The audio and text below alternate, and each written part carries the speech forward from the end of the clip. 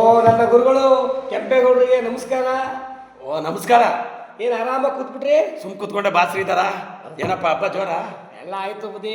ಅಯ್ಯೋ ನೋಡ್ತಾರಪ್ಪ ನಿನ್ ರೀಲ್ಸ್ನ. ಅಯ್ಯೋ ಅಯ್ಯೋ ರಾಮ, ಇನ್ನೇನ್ ಸಮಾಚಾರ? ಎಲ್ಲ ಹೇಳಿ ಗುರುಗಳೇ, ಮುಂದೆ ನೀವು ನಾಟಕ ಯಾವ್ದು ನಡೀತಾರ ಗುರುಗಳೇ? ಅದೇ ನಾಳೆ ಮಾನವಂತರ ಮನೆ ನನ್ನ ತೊರಚಕ್ನಳ್ಳಿ ಶಂಕರೇಗೌಡ ನಮ್ಮ ಶಿಷ್ಯ ಆ ನಾಟಕ ಇದೆ, ಅದರಲ್ಲಿ ಆಕಾಶ ಪಾತ್ರ ಮಾಡ್ತಾ ಇದ್ದೀನಿ. ನಾಳೆ ನೀ ಸ್ನೇಹಿತರಿಗೆಲ್ಲ ಹೇಳ್ಕೊಂಡು ಕರ್ಕೊಂಬಾಪ. ಅದೇ ಸಂಕ್ರಾಂತಿ ಸಂಭ್ರಮ ಅಂತ ಏನೋ ಮಾಡ್ತಾವ್ರೆ ಕನ್ನಡ ರಾಜ್ಯೋತ್ಸವ. ಶಿಷ್ಯರು ಶಂಕರೇಗೌಡರು. ಹೌದು. ಕೇಳ್ದೀನಿ ಸಾವಿರ ಬಗ್ಗೆ. ಕನ್ನಡ ರಾಜ್ಯೋತ್ಸವ ಸಂಕ್ರಾಂತಿ ಸಂಭ್ರಮ ಅಂಗವಾಗಿ ಮಾಡ್ತಾವ್ರೆ. ನಾಳೆ ಎಲ್ಲರನ್ನೂ ಕರ್ಕೊಂಡು ಬಾಪ. ಹೌದಾ, ಸರಿ ಗುರುಗಳೇ.